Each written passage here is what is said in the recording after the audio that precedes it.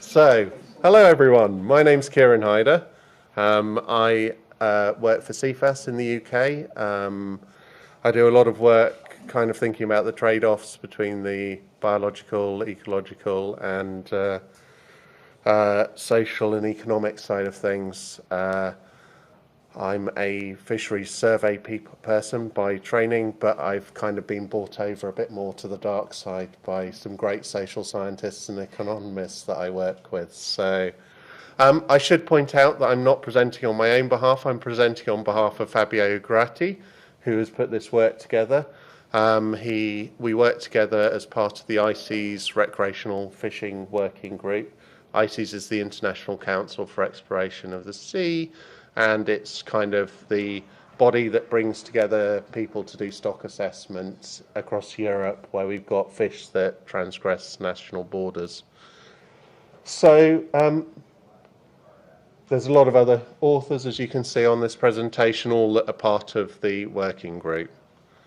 So just to give you a bit of background, in Europe we have about 9 million recreational fishers. That's fishing roughly for 78 million days. We've got impacts on certain fish stocks, as you would expect, particularly things like cod, bass, things like that.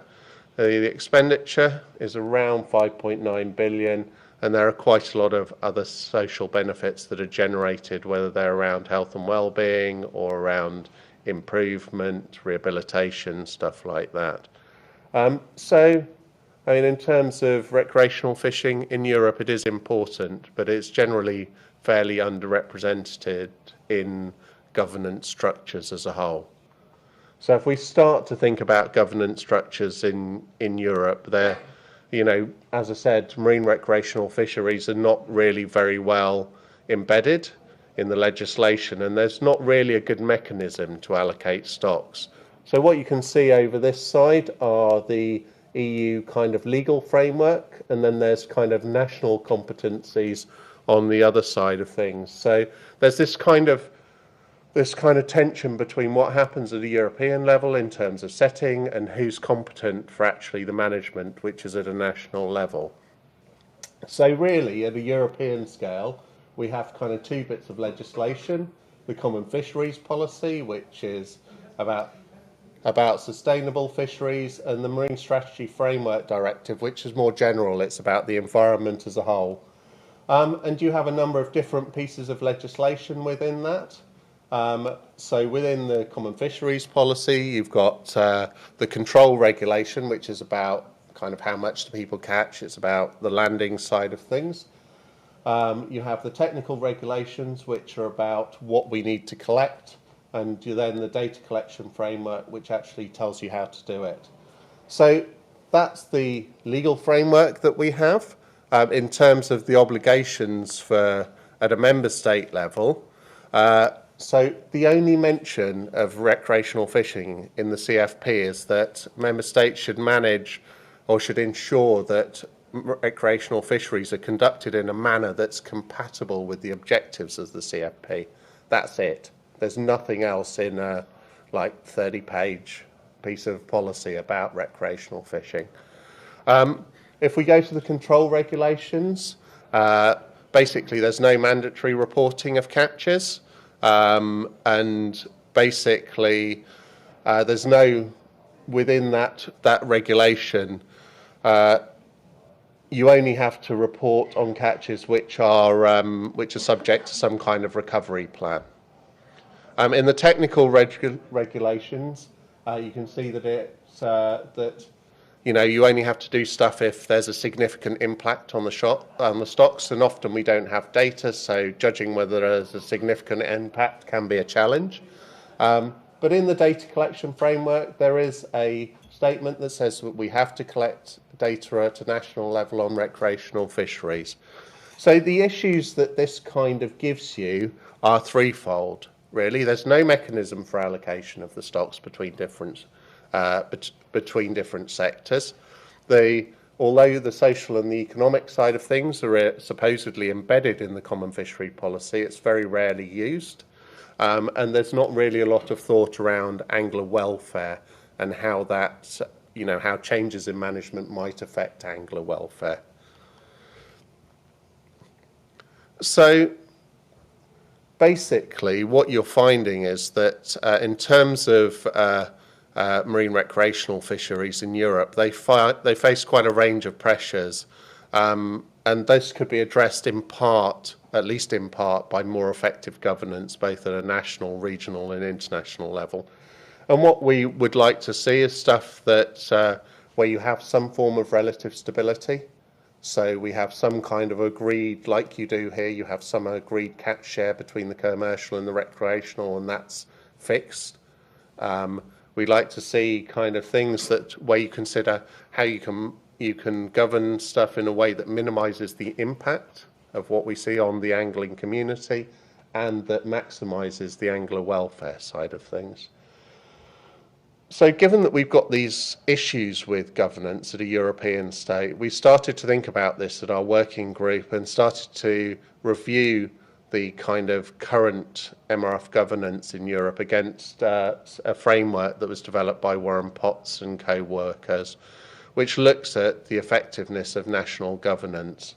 And what they state in there is that you have to do a certain number of things to generate effective governance of recreational fisheries. They did a big global review of it, and they found that you needed good policy and legislation in place, you needed the right scientific evidence, you needed transparent processes so people could understand the outputs of what you're getting from the inputs that are going in, take into account social and economic benefits, having an engaged community, having some form of enforcement, some form of cost recovery and the ability to adapt to changing conditions. So what we tried to do on the basis of this was think about a SWOT analysis. So this is something that's used quite commonly across the board in a number of different settings where you look at the strengths, weaknesses, opportunities and threats. So we looked at the governance in Europe and we tried to go through these. So what you can see from the strengths side of things, there is some mention of marine recreational fisheries in the legislation. It's not excluded completely. There is a clear objective within the common fisheries policy, which is MSY. Data collection is required. You have some officials that are interested and some angler organisations that are interested, and you've got quite a strong and vibrant scientific community. In terms of weaknesses, what you find is that the recreational fisheries are not fully embedded in the legislation at all.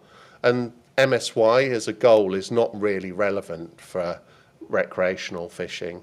As I said, there's no allocation mechanisms. It's a challenge around the competence to act, whether it's at a European or a national level. There's no support for angling development, and co-design is quite unusual. I mean, this situation is changing quite quickly, though. So in terms of the opportunities that we have, we want to see there's an opportunity, there's a rewrite of the CFP going on at the moment, it's being updated, so we can think about trying to embed a legal framework for marine recreational fishing in the CFP that includes objectives that are more relevant for recreational fishing. These could be things like, people like to call it maximum total satisfaction, if that's the way of dealing with it, but it captures a multitude of different sins, but I like that term. We can push towards, more co-design type systems, co-design for management. In Australia, you've got really strong peak bodies. In Europe and the UK, people are less well organised, I think, generally, and there are a lot of people, a lot of anglers that aren't represented or don't feel represented by these things. So I think it's not just about representation, but also about upskilling. We saw a really nice talk from Sasha about angler-led science and engagement and having both the capacity and the capability to be able to engage with the arguments maybe in the same way that the commercial sector are. We can improve evidence and models. So we've got struggles with data and the approaches to judge what is important from a recreational perspective in terms of, and develop and articulate a strong socioeconomic case for marine recreational fisheries. And we've started to do that in Europe, but it is a challenge. And also to embrace the fact that the angling sector, as we call it, it's not a consistent set of people. It's very diverse, So we need to think about that. In terms of the threats that we have this problem around national drivers and different drivers in the different countries, different cultures, different views. We have poor fishing opportunities at the moment around Europe generally. There are some exceptions to that, but generally the fishing opportunities are not great. You've got disillusionment in the sector with the situation as well. There's a strong push on commercial concerns, and we're seeing, like many developed countries, declining participation rates. People are getting older and the participation rates are coming down. And I think that where that pushes us in a lot of cases is into non-compliance. And this is a big threat to actually moving forwards and getting effective governance. So if we're moving towards a world-class approach for European governance, we need a legal framework, as I said, that addresses the national and European inconsistencies and recognises the marine recreational fisheries as a sector. And the reason that this is important is it's then earmarked for development. We need to broaden our objectives for fisheries to include recreational relevant approaches. We need to embed co-design approaches in the future of management, and we need to articulate this socio-economic case in order to balance the different benefits across the sectors. We need to provide funding for evidence collection, but also the development of the sector as a whole, and we need to recognise the diversity in the MRF sector. And we need to also think about change within a reasonable timescale, because that's something that I kind of hear a lot from our angling community. We've been doing this for 20 years and we don't see any change. When's it going to happen?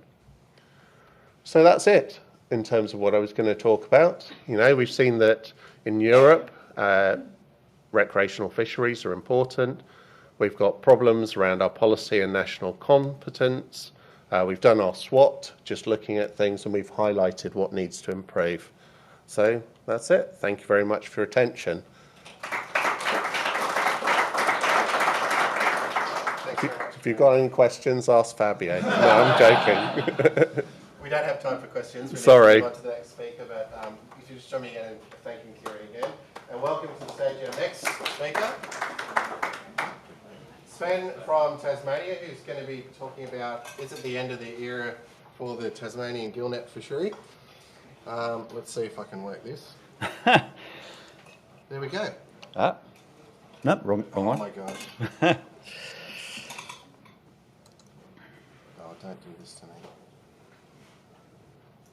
We don't want to do that, do we? No, we don't. We don't have to. Oh. There you are. There we go. Sorry about that. No Thanks, worries. Cheers, mate. Thank you very much, and thanks everybody for being here. It's quite exciting to be talking in the city that I was born and raised in Melbourne.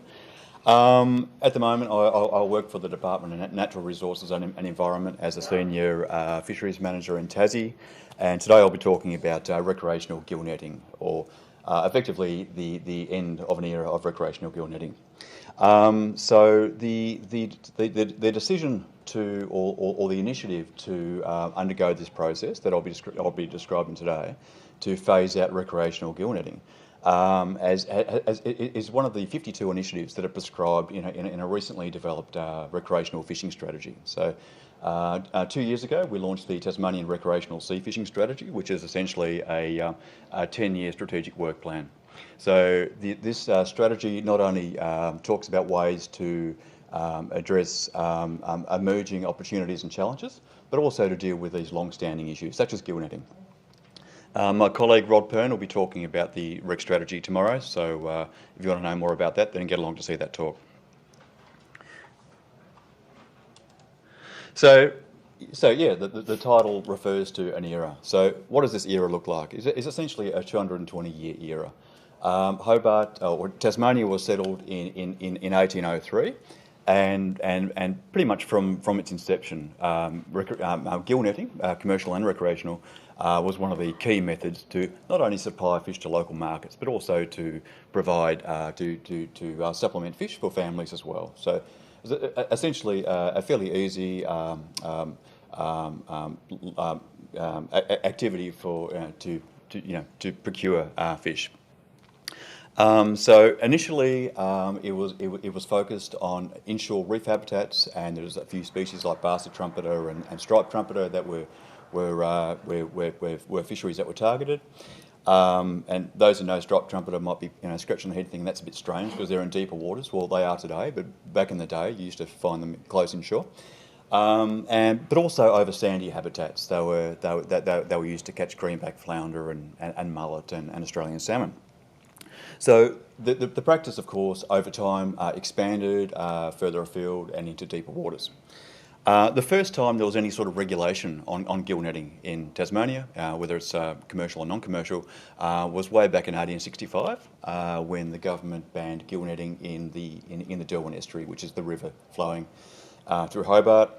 20 years later, there was a Royal Commission into Fisheries. There was some key concern, or there was concerns about some of the key stocks in Tasmania, and the unregulated use of gill nets was seen as a big problem. So, resulting from that, there was a law passed to ensure that a minimum mesh size of 4 inches. Anyway, fast forward to the 1960s, so many years into the future. And the differentiation between commercial and recreational fishing was clearly a lot more defined than it was back in the 1800s. And that was the first time that the Tasmanian government brought in rules to regulate non-commercial netting. So at the time there was a rule brought in to restrict the number of nets per fisher to 2 at 75 metres each. Since then, there's been a whole raft of changes done primarily in recognition of the impacts of netting and also to minimise wastage. So the most recent of these was in 2015, and currently, well, actually since 1995, the fishery is being managed by ensuring that all recreational fishers hold a netting licence. There are also a whole raft of rules about mesh size and net dimensions and soak times and areas where you can and cannot fish. There's essentially 2 types of gill nets. There's a large mesh gill net called a grab-all net and a small mesh net called a mullet net. And there's different rules for both of those net types.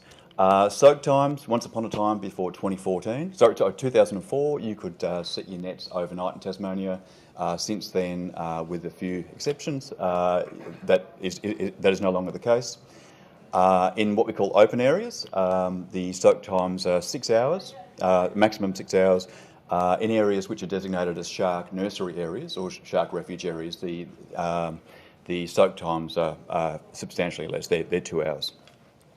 In terms of other spatial restrictions, there's areas such as near river mouths and estuaries and near seabird roosting areas where it is not possible to go netting. So, what do netters catch? Well, that kind of depends on where you are in Tasmania, what time of the year it is, and also the catch varies from year to year based on the availability of key fisheries. The top right-hand corner, the top left-hand corner, you'll see basset trumpeter, which has been a bit of a mainstay for recreational netters for many, many years. And also in the top right-hand corner, you'll see blue werehu, which is another key target species.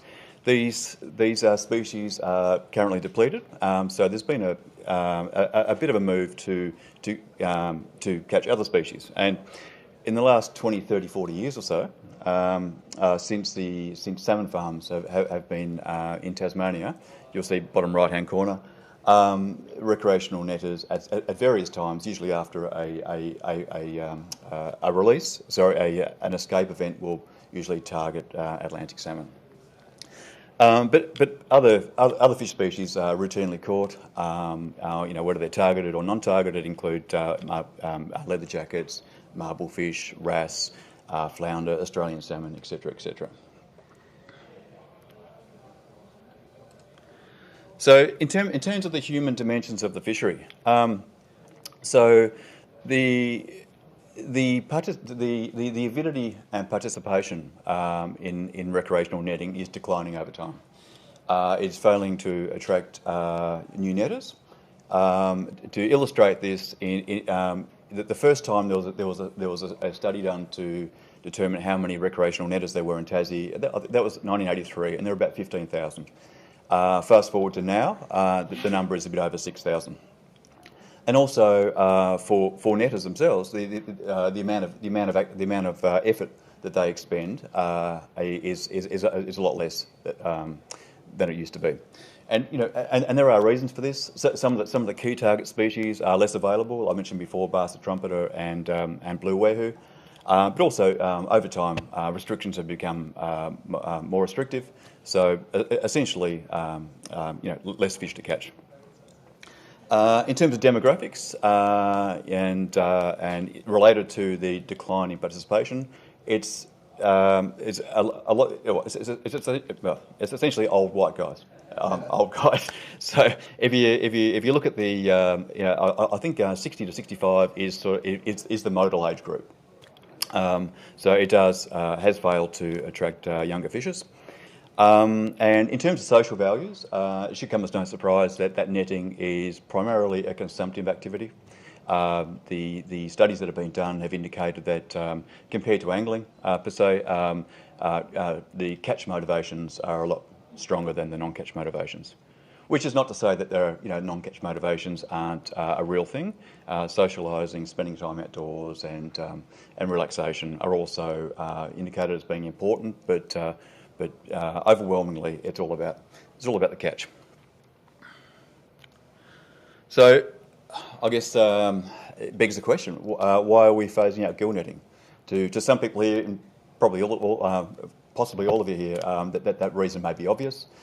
In that the impacts of netting to target non-target species, kind of outweigh the benefits that they can deliver to fishers, and this is essentially why we're doing this. Over time, there has been rule changes to try to reduce those impacts, but still, we're still in a position where it's becoming increasingly hard to justify those impacts. And also, there's been changes in community attitudes and also changes in political attitudes, which have allowed this this phase out of recreational netting. And also, too, there's a growing impacts on water users, so fishers, boaters, divers, and so forth. In terms of the impacts, I'll just touch briefly on the impact of some of the key fisheries. So there's a few fisheries like bastard trumpeter which are in decline, have been for a while, and netting has been implicated in that. You'll see the top right-hand side, a snapper. We have a few emerging fisheries in Tasmania. Snapper's one of those, and King George whiting as well, particularly on the east and the southern coast. And netters are learning how to target these fisheries. So they have the potential to stymie the emergence of these important recreational fishing species.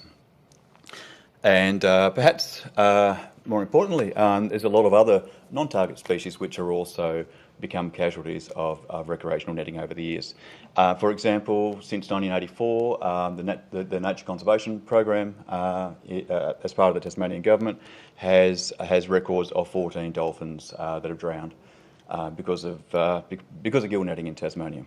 And this is likely to be significantly more because of this reluctance of fishers to report these things, and also to. Okay, look, I'll running out of time a little bit here, so I'll skip these.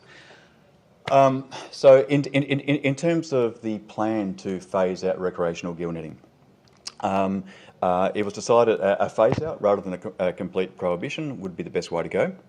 In order to guide this process, we've assembled a reference group. This reference group is represented by by Fisheries, Nature Conservation Branch, Marine Police, IMS, our research providers, and our peak body, and of course recreational fishers. So the task of the group is to identify the management changes required and when to implement those changes in order for an effective phase out.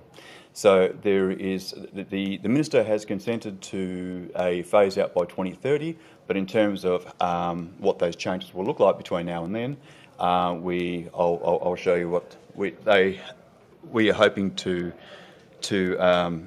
progress on the next slide.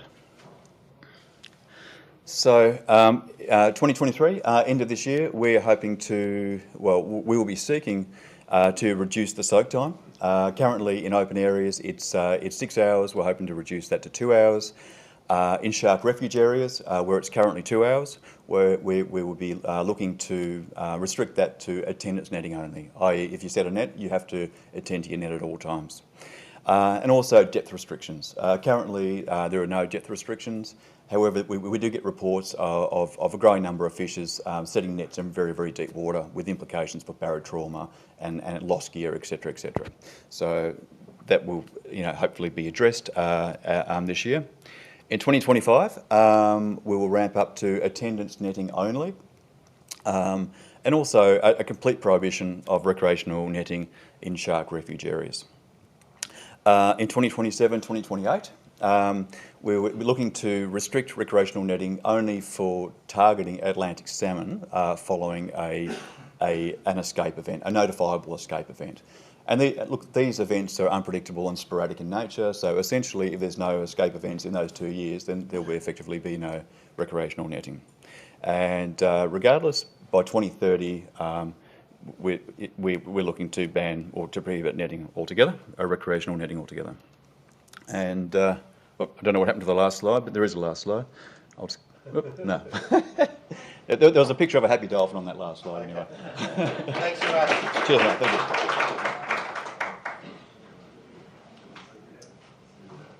All right, we'll try to stay on track. We've made up a minute there. Well done, Sven. Put you under a bit of pressure, but you did well. Next, we've got Crisafulli, who's from WA, and he's going to be talking to us about release rates in the charter industry. And you can probably expect some extra. How do I get it up? Because we're going to be running on time, and the other guys are going to be running. There we go. Look at this. Oh, there's a link.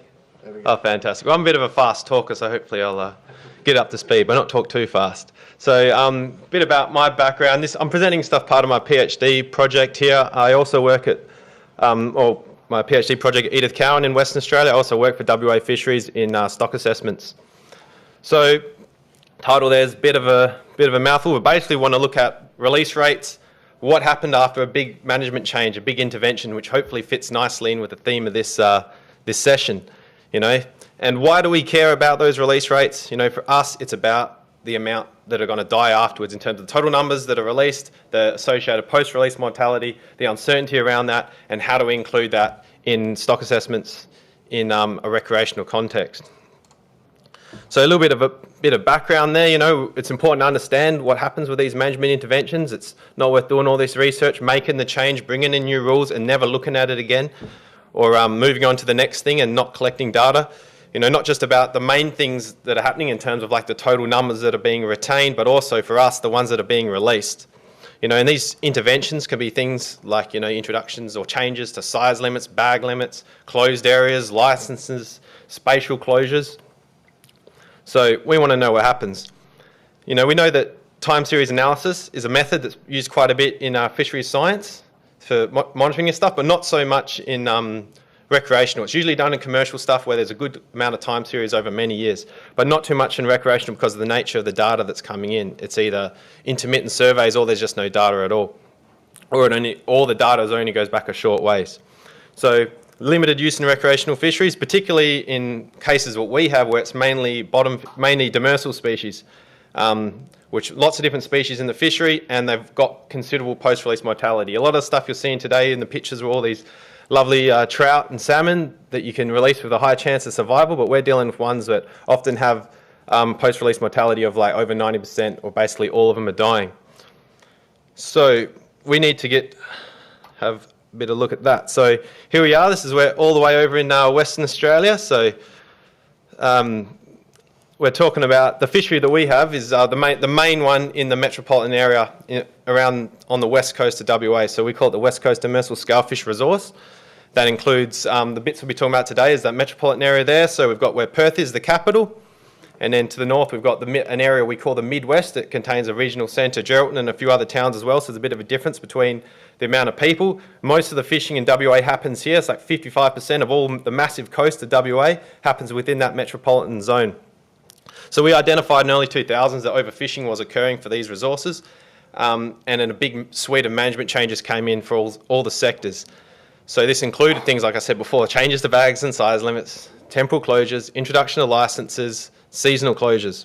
And for the things that we're looking at today, the release rates, we found the size and bag limits were the ones that caused that biggest number of increase, as you'd expect. The other thing that we've got that's pretty handy for us over in WA is we have, since early 2000s, we've got a pretty large charter fishery that has mandatory daily logbooks where they have to record numbers of kept and released of all the different species. So we've basically got the numbers of what's being released. So it's not common to have a time series like this, so it's pretty handy for us, so we can have a look at that.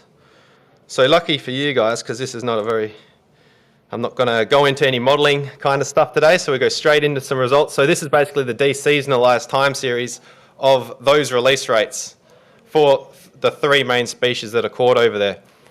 So in the red line's that metropolitan area, and the black's the Midwest, and that dotted line in the middle is the middle of our intervention where all those changes happened. And you can sort of see what happened over time there. So we've got many years, so we got it down to monthly release rates from those daily logbooks to get enough data, deseasonalise the data, and this is what you've got. So you can see for all of them, well, there's a fair bit of difference going on there. The first two are a bit higher, the jewfish and the snapper, and the Balchin groper's a bit lower. But we'll just see my animations work. Yeah. So we'll look at West Australian jewfish first. So this is like the number one caught fish, the most sought after. It's our endemic. It's our most sort of prized demersal fish that we have over there, and it's the one that's in bad shape. So we can see that once those management changes came in, it looks like there was an increase in those release rates with the changes of bag limits that applied to multiple species. Yeah, this one also for the charter fishery had a boat limit of 6 per charter session or day of fishing. So we tried to look at if we could see if that had an impact.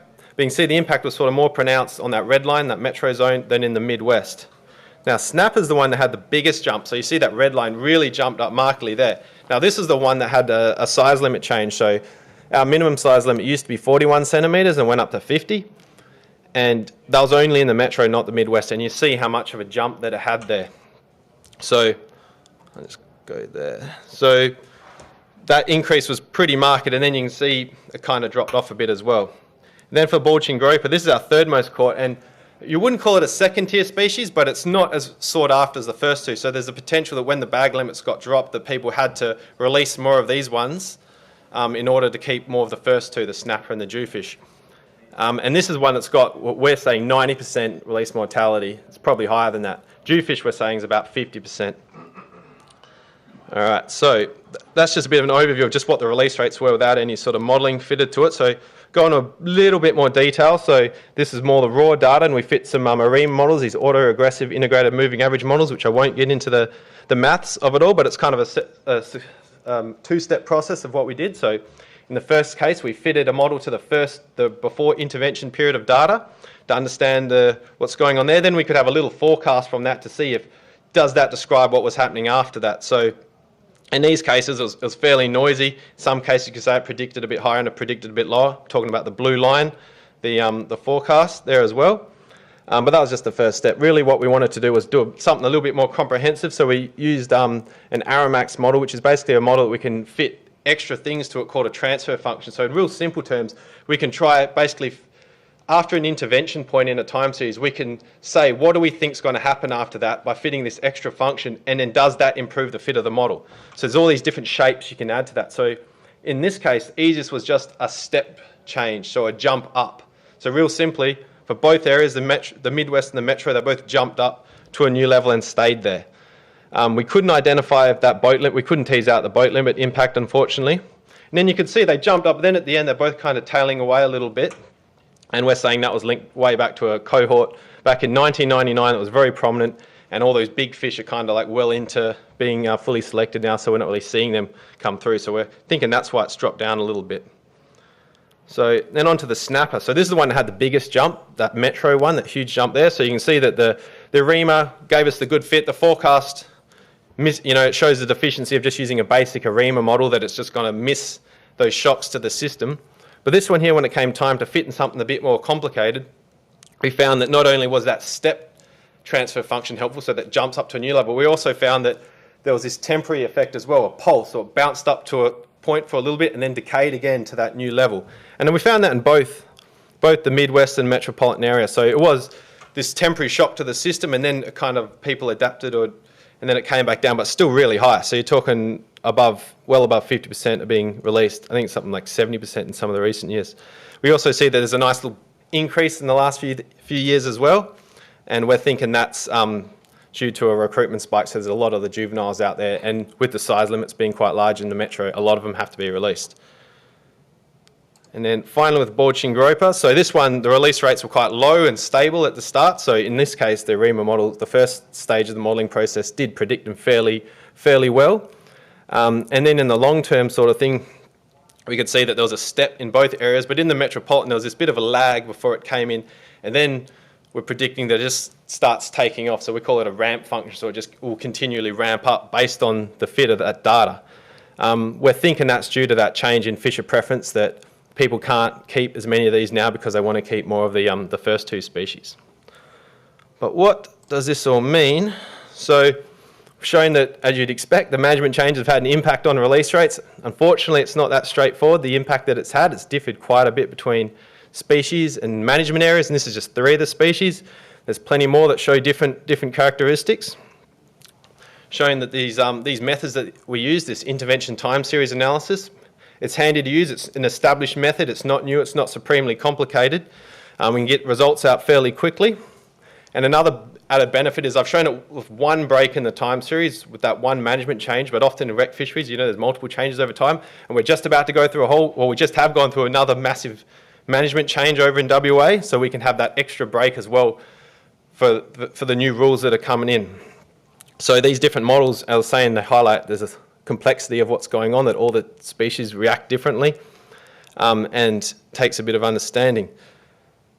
So, but where to next with all of this? We understand that yes, different things are going to react differently. That's not supremely groundbreaking, but what we want to do is incorporate this information into the stock assessment process. We care about these release rates for us because so many of them are going to die. It's such high release rates for these species, and we don't really know specifically what these release mortality rates are. And it's a waste of resources, basically, all the ones that are dying. So the next is to investigate the impact on this on stock status, using data limited length-based assessments mainly for these, because that's where we've got the good recreational data from the charter fisheries. These charter fisheries also record lengths of the retained fish as well. So we can incorporate those release rates into the modelling process. We can look at the sensitivity of the post-release mortality rates. A lot of studies are done around trying to determine experimentally what the release mortality is of certain species, but for us, it's like the data we got so noisy, spending all our time worrying about whether it's 60% or 75%, it sometimes doesn't matter. In some of our cases, we've found it's not really where you want to put your focus. It's how you best incorporate it into your models. And then finally is to simulate what happens when size limits are gone, because we said it went up when the size limits were increased, the release rates, but now we're in a situation where we're starting to encourage people for certain species to keep them all, that these size limits are gone. So that reverses many, many years, many decades of saying we manage everything on size limits and bag limits, and now we've got to encourage people not to release the small fish that they catch or that they don't desire. And that's something that we've maybe been a bit slow to the table to get that across in Western Australia, something we could have done a bit better. But this is our big new challenge now, is we've said it, we've made this big change of saying, now you just got to keep them. And now we've got to understand how many people are going to do that. We're always struggling with trying to get good recreational data, but trying to understand how many people are going to be willing to keep this and how do we incorporate that. So in terms of the modelling, is we can simulate proportions of how, like I don't know if we'd use the word compliance, but the amount of people that actually do it and how do we incorporate that. And that's going to be a big challenge for us, and that's kind of the next phase of what's happening over in WA. So with that, I'd like to thank all the recreational fishers of Western Australia that have contributed to all this. That's the ones we're doing it all for, well, I'm doing it all for. And the independent reviewers of all the studies associated with this project come my colleagues back in WA, Ainsley Denham and Alex Hesp, and our tourism body, Marine Tourism Western Australia for the charter operators, and our peak recreational fishing body, RecFish West. And with that, I'll take some questions. Thank you. We do have time for a question. Hey. I think that's such an interesting talk where it's fascinating, and I think for me, one of the things that I look at is it cuts to the heart of, do we really understand the implications of what we're doing, and are we able to really rigorously go to people and say, hey, we don't know what the impact of the boat limit was. Like, we're just making these rules, and people are like, well, why do I have a boat limit? And we don't know, and then we could never tell. So I think it's really great to see that honesty and that, self-reflection going, we don't know, we've got to find this out, and actually starting to quantify that. Has anyone got a question? We will have time for a panel discussion afterwards. Go for it. Anthony Forster, Victoria Fisheries Authority. Fascinated in the idea that you might turn around regulations in a profound way based on this information, and how you would engage recreational fishers, changing that paradigm from ag size limits to keep. Yeah, well, we've. Fascinating journey. Yeah, it's a hard one, and we're sort of just starting it now. We've got our nice education program set up, and this is all sort of starting now. New ways of collecting the data, how we're going to have enhanced surveys and engagement with the public, but how well it's going to work. It's definitely going to be a challenge for us. So, all right, thanks a lot, Kieran. Sorry, thanks a lot, Brett. No worries. Next up, we have Ewan Flanagan, who's from Fisheries Manager at VFA down in Victoria. And he's going to be talking about limiting the spread of Abalone Viral, I can't pronounce it, Ganglioneuritis. Pretty close, pretty good. We've got to go one more. All right. There we go. Fantastic. All right, so my name's Ewan Flanagan. I'm working with Fisheries here in Victoria as a Fisheries Manager. As part of my role, I've helped to manage the Abalone Viral Ganglioneuritis outbreak. So that's occurred recently here in Victoria. So this presentation looks at the management strategy we employed, as well as that ongoing strategy still in place. So what is AVG? AVG is a herpes virus. It affects abalone in the nervous system. The key symptoms are the curling of the foot and the swelling of the mouth, and most importantly, has severe muscle weakness. So for anyone who's ever dived for abalone, they stick pretty hard onto the rocks, particularly if they feel predation coming along. And so with this virus, basically they lose the ability to do that, and the abalone will fall off that reef and are exposed to the elements. And as a result of that, there's a really high mortality rate within infected species. So this shows an example of our diving surveillance program that happened during the outbreak of the virus. Now, this video is great in that it shows the extent of the decimation. So the diver that's swimming along there, he's picking up all the sick fish that he's finding in just a very small reef area. And so you can see that when the virus does get into a reef, it spreads quickly and it is really damaging to that area. You can also see how easily he's plucking abalone off the rocks. Trust me, if you find a healthy abalone, it takes a lot more to get it off the rock than just a single finger, like he just managed to do then.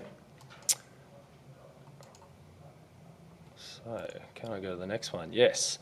So, in terms of managing the virus, it's really important to understand the vectors of transmission, so how that abalone spreads through the environment. So we have the localised level, which is that natural transfer between fish. So that could be the infected abalone themselves once they've fallen off that rock. It can be the shells, the guts, the mucus. And then on a larger scale, there's the human vector element. So how we transfer that virus. And that makes a big difference in terms of our management strategy, because that's what we can control. So that's things like wetsuits, catch bags, abalone tools from a recreational perspective. Also your boats, so your anchors, anything you're putting on a reef that might have infected fish on it. And then it's also the commercial gear, and that's a big one. So rock lobster pots particularly are dropped often onto reef that contain abalone, and their strong research suggests that those pots can pick up the infections. The rock lobster fishermen might pick them up, take them down 10 k's down the coast to a piece of reef previously uninfected, drop the pot off, and that helps to spread that virus. So you can see how easily it can spread. So our first outbreak occurred in 2006. It was first detected in Victoria around the Port Fairy area, for those of you familiar with the state, and spread exponentially over the next 12 months. It resulted in significant loss both in our wild abalone stocks and within farmed abalone. So once it gets into an aquaculture facility, it can have really strong damage within those facilities. That in turn led to significant economic damage. So there was an estimated annual loss of about $6 million in the commercial sector in terms of reduced catch, and it also significantly devalued the product just because of public perception. Likewise, farms suffered catastrophic loss as well. So just to give you an indication, there's that site of the first outbreak in Port Fairy. Within a month, it had spread 45 k's down the coast to the east, and then over the course of the next year, it's approximately 115 k's along the coast to Portland. So this really illustrates the need to act quickly and the fact that the virus can spread significant distances without us putting in protocols in place to manage that spread. So coming now to this recent outbreak, we're a little bit more prepared for this, albeit we didn't know it was coming. But it was first detected on the 1st of May near Cape Nelson, so that bottom point on the map towards the west, by one of our commercial divers. So we were lucky this time in that the commercial divers, they knew what they were looking for. A lot of them have been in the industry for over 10, 15 years and more, so they knew as soon as they saw infected fish, they could report it. So that in turn gave us the ability to put in a control area, which was established by the 4th of May. And that immediately banned all fishing within that area and essentially allowed us to contain any immediate spread. From there, an emergency team was established to deal with the project, and dive surveillance commenced, which I'll discuss in a little bit more detail shortly. So there's just a bigger look at that first control area that was in place. So key to our strategy was an adaptive management strategy. So that immediate and significant action was critical, and it essentially bought us a little bit of time to then determine, okay, well, where is the virus? And therefore understand this particular outbreak and implement our strategy from there.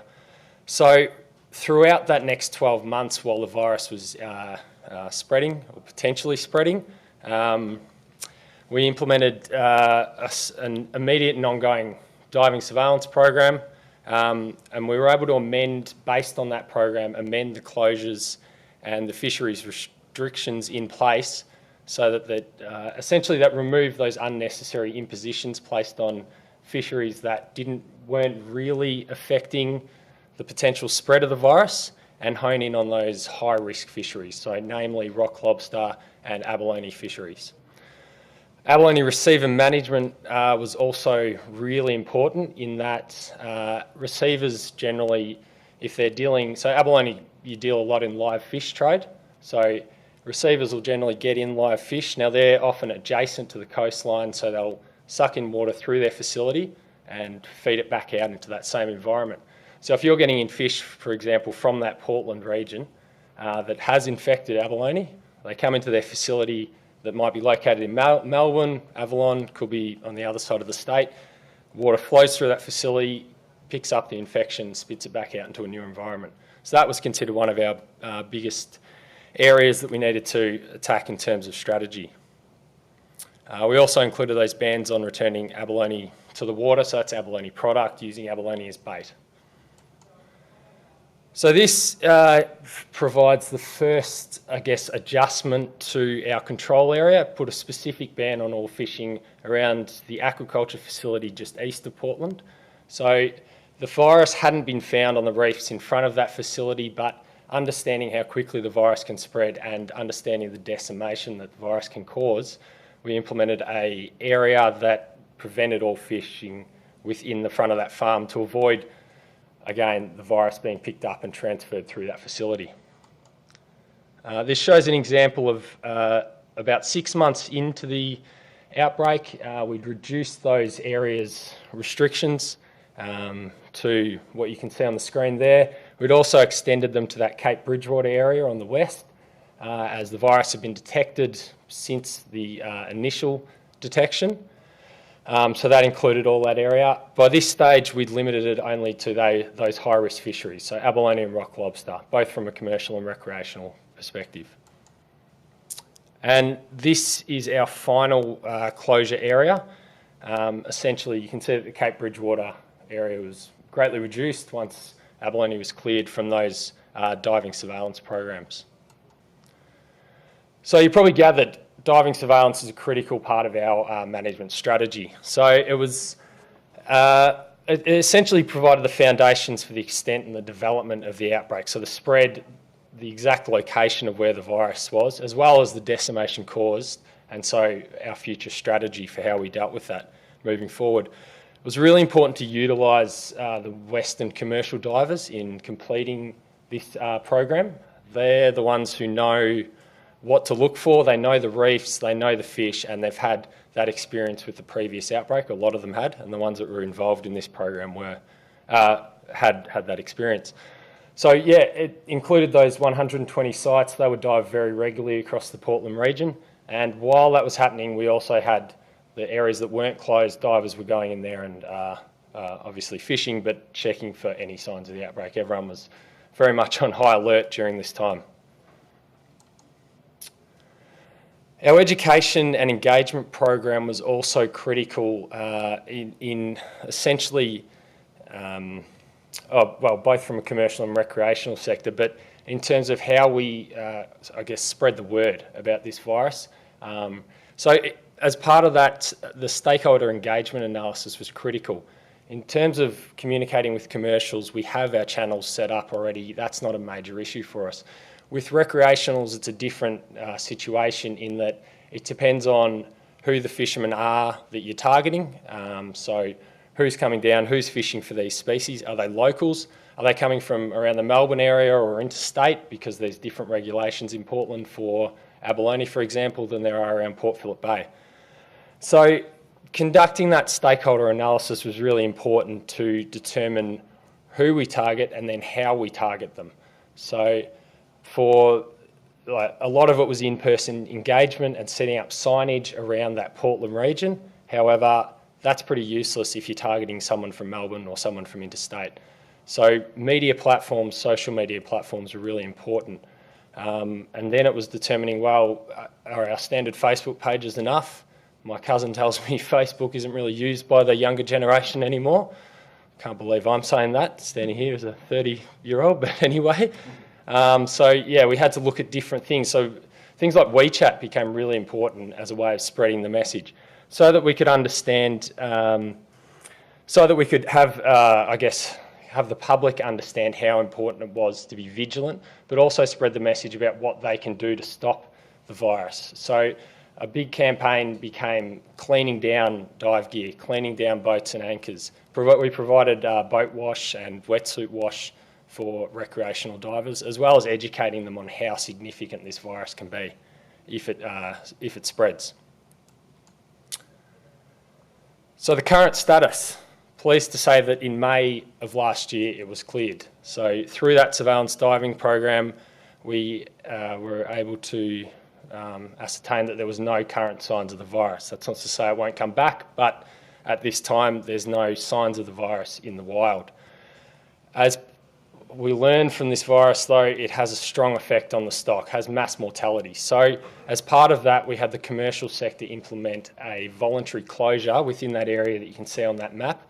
And the VFA implemented a recreational closure as well to mirror that, basically to allow a 12-month period to allow those stock to rebuild. So you take it very seriously, the damage that this virus can do. With the potential for it to come back, we need to take drastic action to make sure that the stocks have the greatest ability to survive. Throughout this 12 months, ongoing dive surveillance was really important, both from the perspective of picking up any signs of the virus, but also seeing that stock rehabilitation. And so looking forward, so we understand AVG is now being classified as endemic, so it is likely to return. There's a potential it's out there right now, and it's the fish are pre-symptomatic or it's dormant, which is a scary prospect, but we have to be realistic. So in terms of that localised natural spread, there's not a lot we can do to stop abalone product naturally spreading from reef to reef, but that's at a localised level. Where our management strategy comes in is really preventing those human vectors of transmission. So those factors that I talked about before. In particular, what's considered one of the most high risk, as I mentioned, is those abalone receiver treatment standards. So as part of that, we've implemented discharge treatment standards. Now, I won't go into the specifics. It's not my area of expertise, but essentially our role was to specify the discharge treatment standards that all receivers holding live fish now have to meet within the state. We don't specify the method of treatment, but they're some of the common methods. Those chlorine, UV, ozone, a lot of them discharge straight to trade waste, which is quite an acceptable method and very effective at removing traces of virus. And finally, I suppose, looking at those key learnings, we know it's endemic, and I've mentioned that it's not necessarily possible to manage at that reef level. So it's all about the management of those human vectors. We recognise that surveillance dives depend heavily on symptoms showing. So if fish are pre-symptomatic, there is a real risk that they can be picked up in that live trade and taken elsewhere before we pick up the virus. So have to be really careful, and that means tracing back. So if we find in a receiver facility that those fish are infected, we have to have those protocols in place where we can trace it back to that specific reef where that fish was taken. Luckily, we have those and have now got those properly set up to manage that. But immediate action is critical, and then we continue to adapt from there. Just to give you an indication, so that shows a bit of our first outbreak of this virus, and with that immediate action, we're able to contain it to within that area. So it just shows how critical that immediate action is. Thanks. Thanks, Ewan. Any questions for you? Yeah. Hi, sorry, you and I didn't get to the first part of your talk, but I was just wondering, you were talking about implementing discharge standards to the processes.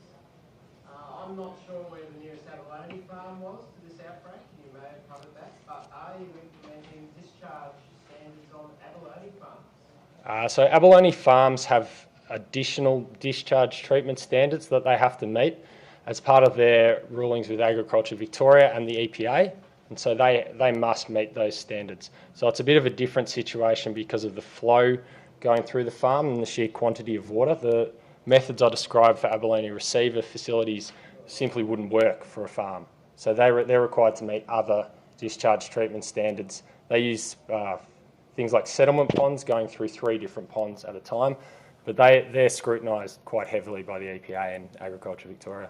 But they're not measuring viral discharge or anything like that. I've just been on some big prawn farms in Asia recently where they're treating staggering amounts of water with ozone. So the technology is available. Okay, no worries. Okay, thanks a lot, Ewan. Gotcha. No, just kidding. Thanks a lot. I just now in the program there's a blank space. So I was going to suggest that we could start a panel discussion now, and if we finish, it gives us plenty of time. And if we finish early, we can go to lunch early. So if everybody seems cool with that, that's what we'll do. So I'll just invite Ewan and Brett and Sven to come up. Kieran's left us, unfortunately. But obviously, the range of talks there, I don't know, you could work on anything, and I think we've pretty much touched on it today, especially with Kieran's talk there at the start with those broad fisheries regulations, and then into what it stood out for me was a variety of different interventions that took place at different speeds as well. So I look at Sven's example from Tasmania, quite a slow and deliberate process, all the way through like Brett's kind of interventions at one specific time, and then into what Ewan was talking about responding in a few days. I mean, for a government authority agency to respond in 2 or 3 days, I don't know how you do anything in 2 or 3 days in the government. That's amazing. So I guess is that something, Sven, maybe you'd like to start us off with? You're obviously doing a very slow and deliberate process with those rat anglers. Why not just ban gillnetting straight up and say it's just out of date, it's a archaic method of managing fisheries? Is that mainly to manage those stakeholder expectations and smooth that transition so that it's not, is it about, like Kieran mentioned, angler welfare in terms of managing that? Is that the rationale behind that approach? Yeah, well, I guess it's, political will has been a big factor holding the... Sorry? Just for Q&A. Okay. Yeah, so a lack of political will. My understanding is that's been a key factor in why this is happening now, and rather 10, 20, 30, 40 years ago, like in some other states. Yeah, and also keen advocates of gillnetting usually quite loud,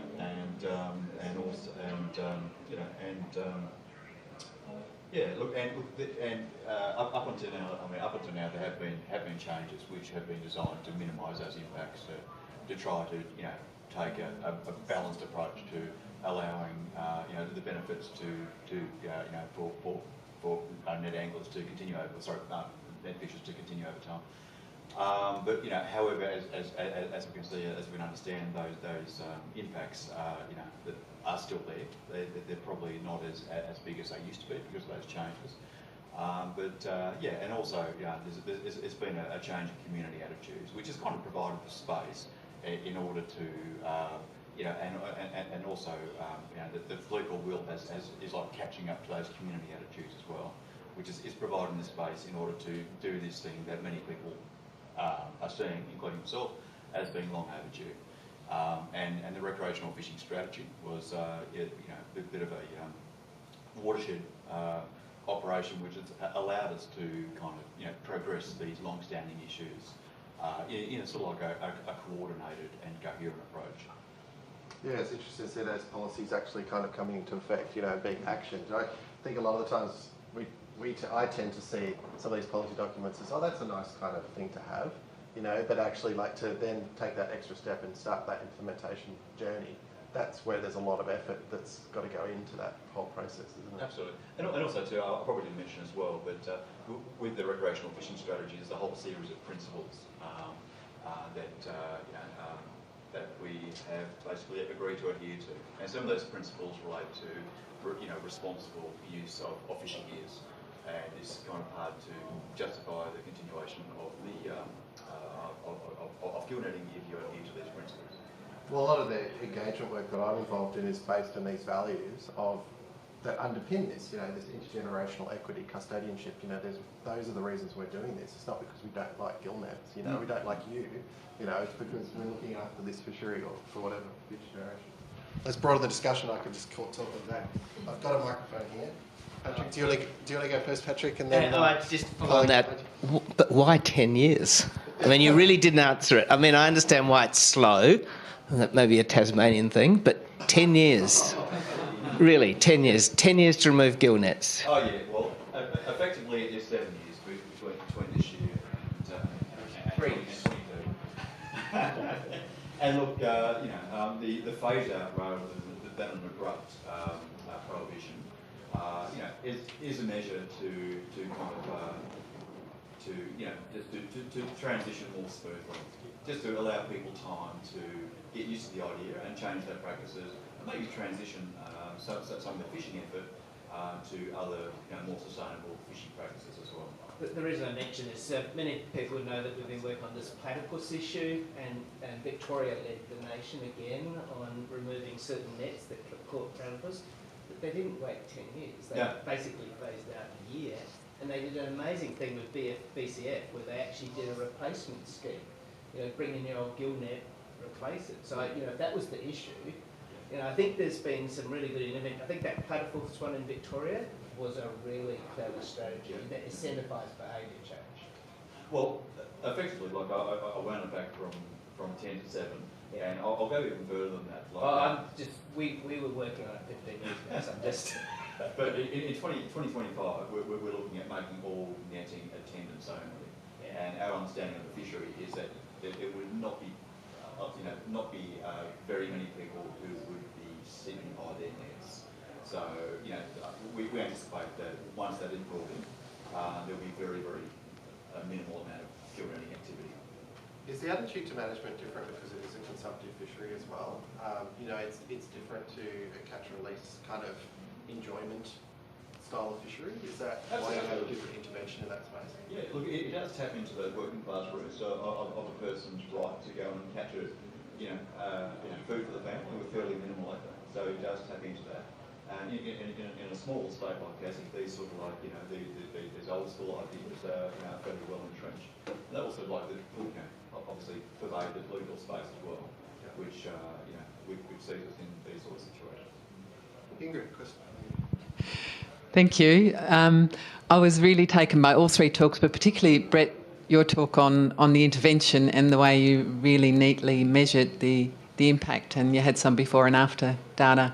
And in fact, all three talks were about an intervention that has perhaps has a desired effect, but we're not very good at measuring the before and after at all. And I was just keen to hear from all three, and maybe starting with Brett, whether we can do a better job of doing the before-after control impact sort of design when we do interventions. Yeah, we kind of got to know what the problems of tomorrow are going to be today, but often you kind of already know that for some of these cases. And across the board, I don't think we do the greatest job sometimes of being able to measure these things that we're putting in. We bring in all these various management things because it's such a compromise between so many different stakeholder groups, and some prefer this rule and this one, and it's closures and size limits and stuff. So that's trying to bring all that together and measure it all. You know, it always comes back to having good data, being able to measure it.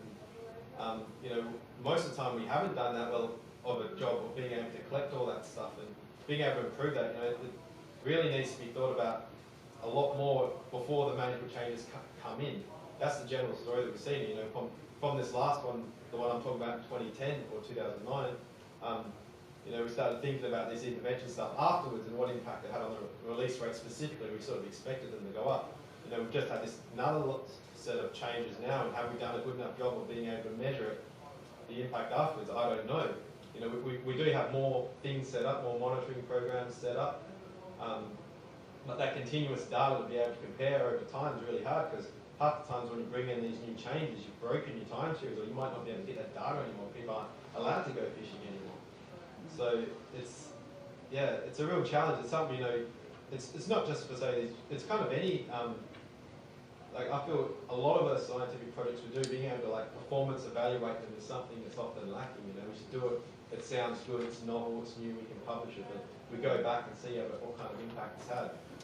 It's not as exciting, I guess. It doesn't get as much attention as I think it deserves. Any other comments?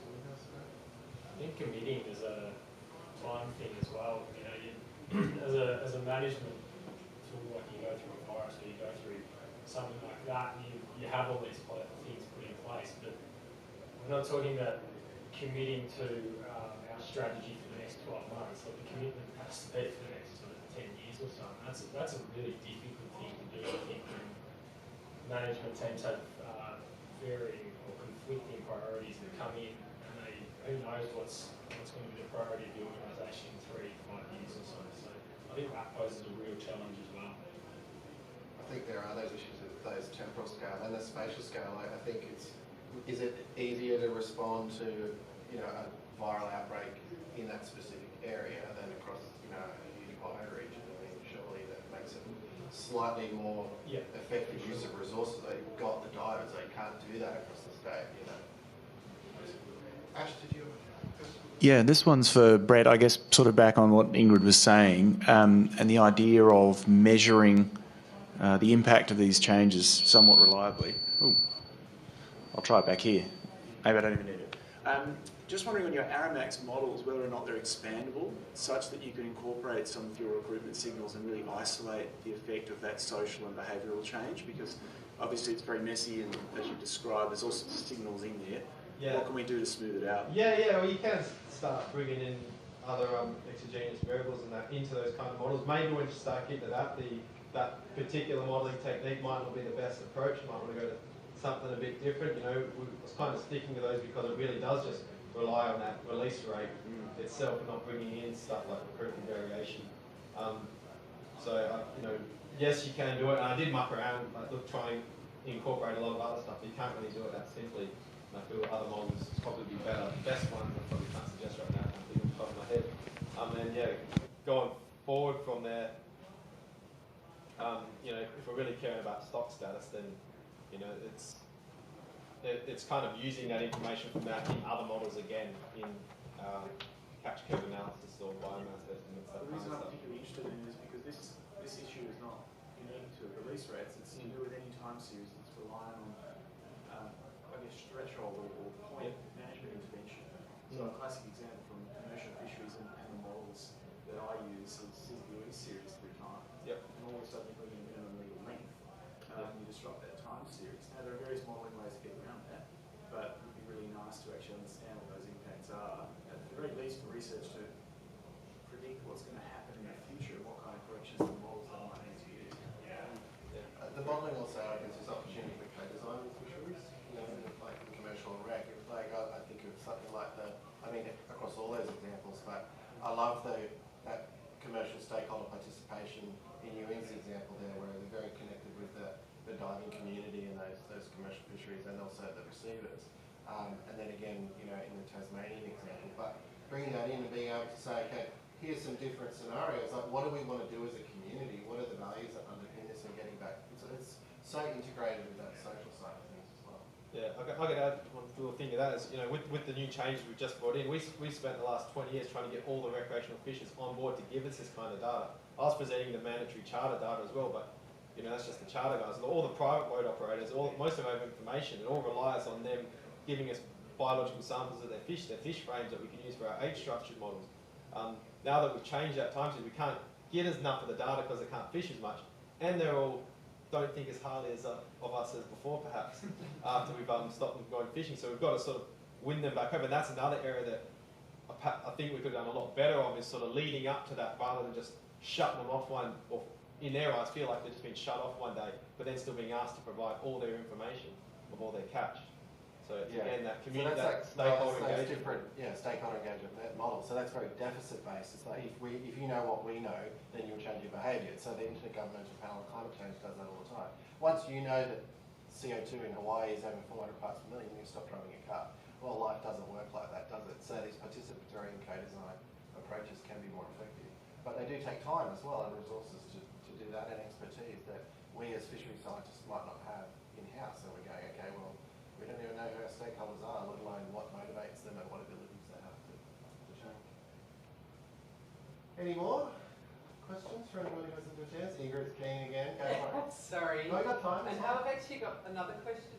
Sorry to be, you're in the hot seat there, but so what are do you have an explanation for and is it statistically significant, the difference between the two regions in terms of their response? And do you have an explanation in the difference between, for the difference in the response between the metropolitan and the... Yeah, you're starting to get into, you know, the recruitment variation between zones is concerned. I mean the people. Oh, so in terms of the people. Yeah. One's the metro areas, as the title suggested, it's all the city, and in the regional areas it's a lot more spread out in terms of the fishing. in terms of like the way they fish and the technology and all that, there's not really a huge amount of difference. The same usual things of that they've all got. There's a lot of really nice boats, a lot of really good equipment. They're just increasing very, very quickly in terms of quality of sounders, quality of gear, and the amount of information they share between each other. Whether I'd be able to measure that in terms of, I'm not sure how I'd be able to compare that. But the way they go fishing is quite similar. Then you've got the environment habitat as well, that you've got a bit more of a shelf in certain areas, more area to fish. But there wasn't any difference in education campaigns or anything like that? No, I think I'm not fully across the board on the specifics of the education campaign, but it's to cover all those areas, and there's more than just the two I put up there. I was just only talking about the Metro and Midwest, but there's also I suppose one of the things we're trying to educate is that this spread of people that keep going away from the cities to sort of pick it off north and south, and then trying to get people to not do that as much, but then at the same time we're encouraging people to go to the regions and fish more. So it's definitely it's like a counter message that we're sending with that one. So yeah, it's a challenge. That's my general response to everything. Thank you. Anybody else? Just a quick follow-up on that. I was just wondering about potential differential in compliance enforcement between the metro and the broader area that might explain some of your pick-up for snapper in the metro, but perhaps not so much elsewhere. Yeah, well, that big jump for the snapper because the size limit was only in the metro, not so much in the Midwest. In terms of compliance, it's there's obviously more in the metro, more people going on. I don't think there's this huge difference in the terms of trying like non-compliance studies. I don't think there's this huge difference between the metro and Midwest. It's kind of the same, but you'd imagine it'd be a bit higher in the Midwest just because it's a lot more sparse and less chances of having an interaction with an officer. Yeah. Okay, now we've got 15 questions for Kieran, so we've just been discussing some of those different dynamics that come across from the different talks, so different temporal scales and how quickly some move, and we take slower approaches with other things. Your talk, Kieran, I really guess touched on that really broad scale, like legislative change. In your fisheries, is there an area that you look to and go, okay, well actually the EU is maybe not handling this very well, here's a model that we can bring across and integrate here? Where do you guys kind of look to copy? So we've looked to America, to Australia. I think what you see is that a lot of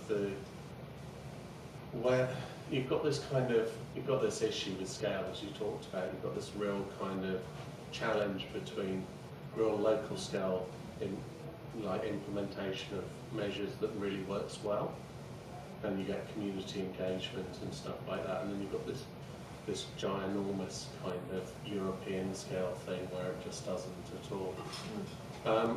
I think a lot of it is about trying to, if we can start to show benefits, then we'll get pull, and we're getting pull from the angling community for it. Yeah. They want management, and they kind of want their share, if you like, of a public resource. So it is challenging though. Yeah. I think with specific fisheries there are examples where things are better than others, but the other place which is interesting is that we're getting emerging fisheries coming in as well. So in the UK we've got bluefin tuna turning up in our waters for the first time regularly, and we're trialling kind of catch and release recreational fisheries with them. In a way that there's no commercial fishery at the moment. We've never had quota in the past, so it's kind of quite an interesting example because you're almost writing the rule book because it's happening, and I think that there are some real opportunities in those areas where there's nothing in place already. Yeah, so it's a kind of a nice fresh clean slate. Yeah, exactly. Yeah, Sven was talking about that in Tasmania, where in the northeast of Tasmania, as the East Australian current continues to push further south each summer with climate change, there's a lot of species that are showing up there, and there's new fisheries for snapper, deep water snapper, and so on. I've been working a lot in western New South Wales to put screens on the pumps that irrigators use to take water, and we've been using a diffusion of innovations approach, and so that's a social learning concept that came out of marketing in the US in the 60s. And what we say there is, okay, in New South Wales there's 4,500 pumps, so we have this huge scale issue of like, it's just this massive problem that we can't afford to solve. So what we've been doing is Diffusion Innovations predicts that within each population there'll be 15% will be innovators and the early adopters. So we've really focused our stakeholder engagement on those leaders and innovators who are keen to adopt. Is that the sort of strategy that can be applied in some of these other communities that can be difficult, or are these other marine-based challenges that are in the recreational fishing sector? Certainly, yeah. I mean, you see it all over the world, don't you, with angling ambassadors, or people that in South Africa with the angling guides is kind of trying to change people's behaviours. But I think there's kind of two different things here. One is about the anglers themselves, and the other is about the legislatory side of things and how they're managed. And that's where I think the wheels of government don't move quickly. And it is a real challenge to get new things into those types of legislation. So, well, we touched on that before when you'd mentioned angler welfare, and I think that's maybe not a concept that's used too much in Australia in terms of really respecting that, in terms of respecting the speed of change and how much communication is done with stakeholders in terms of prepping them for change and managing change. And that's probably something that I think we could include a lot more, would be my personal sort of view. Yeah, I mean, you can actually value that welfare as well, I think, because there's lots of aspects around the kind of great welfare. In fact, I'm talking about stuff, I think, tomorrow to do with how we've estimated that for a fishery in terms of, and how management impacts on that. And we look at certain aspects of it, mainly around the catch and what people are willing to pay, but you can't look at some of the societal kind of benefits, the physical health and well-being, and the effects of change, sense of place, all of those kind of different things. Yeah, and it's like Ingrid was touching on before, it's great to be able to measure some of those things and quantify them and say all our stakeholders are maximally satisfied. Patrick? So you mentioned MSY. Can you explain why you think it's not an appropriate mechanism for rec fishing? I think it's not necessarily not appropriate in all cases, if you see what I mean. But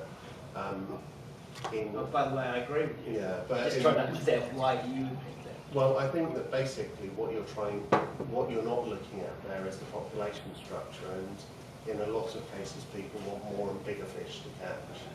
So they don't want necessarily an amount that they can take out of the system year in, year out and get sustainability. They want different things out of it, and that's why it doesn't really work. Whether it's whether that's the right way of putting it. I kind of also think that it doesn't really account for the kind of the economics of things necessarily, because in maximum sustainable yield is generally higher than maximum economic yield, for example, and so that there are lots of different things in these different fisheries that the exploitation rates that you have, the amount that's taken out is generally higher in maximum sustainable yield than it is in maximum economic yield, where you're optimising on a different thing. So I think these are the kind of questions, what is actually important at the moment is driven by, I think, a commercial fishing desire to have consistency for your business and to be able to take the maximum amount out. And you don't necessarily think about the structure, the stock structure itself. So, the anglers in the UK are always talking about a large stock strategy, where they've got better fishing opportunities and bigger fish to catch. Well, it's balancing that, like what Brett was talking about too, because with my ecologist hat on, I don't care how satisfied you are, there's 5 species that are going extinct. Yeah. So, boo-hoo.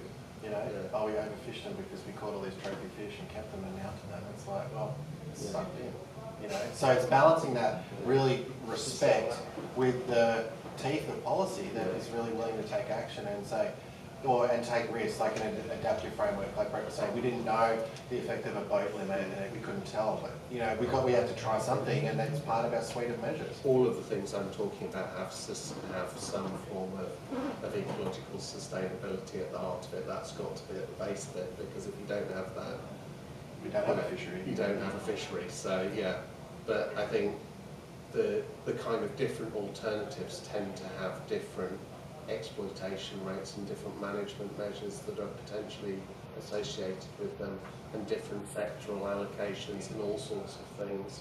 And at the moment, I think certainly in Europe, the commercial sector, the objectives are based on what the commercial sector wants, and the recs don't really get too much of a look at. Last one. Kieran, kind of on this topic, in order to find that sweet spot, that compromise between the objectives of potentially commercial fishers and rec fishers, are you aware of any of the data sets in the EU that might allow a link between the size of fish in population and various states of exploitation? So within the Marine Strategy Framework Directive, there are indicators that we're supposed to use. So this is about our environmental status. So there are indicators around what the population structure should be, if you see what I mean. But they've never been applied in any of the countries yet. So, I think there's desire to think about that. And I guess the other thing that you can start to think about is more, I've been looking more at natural capital type approaches as well, which I think can start to help us kind of consider how we value the environment and the benefits that that creates. So I think kind of being able to account for stuff in a pounds and pence way is so important because that's what the policy guys are interested in the end. They want sustainability, but they also want money. They want to be. Just that you mentioned natural capital, Kieran. The big part of that is quantifying the assets as well as the values. So it's something I've often thought about. Why don't we start capturing the fish stocks themselves as biomass in these accounting frameworks too? Yeah. So in fact, I've got a talk this afternoon which is trying to do exactly that. So not probably worth noting that there's not one fishery agency in this country that has a fisheries habitat policy. Well, on that note, I'm maximally satisfied. Thank you very much to all our speakers. Join me in giving them a round of applause. Thank you, Thank you for putting up with my slightly disorganised chairing style. I was only asked to chair the session at 2 minutes before we began, so we did it. We made it. We're on time. We did it. Thank you again, guys. They're great talks. Thanks a lot.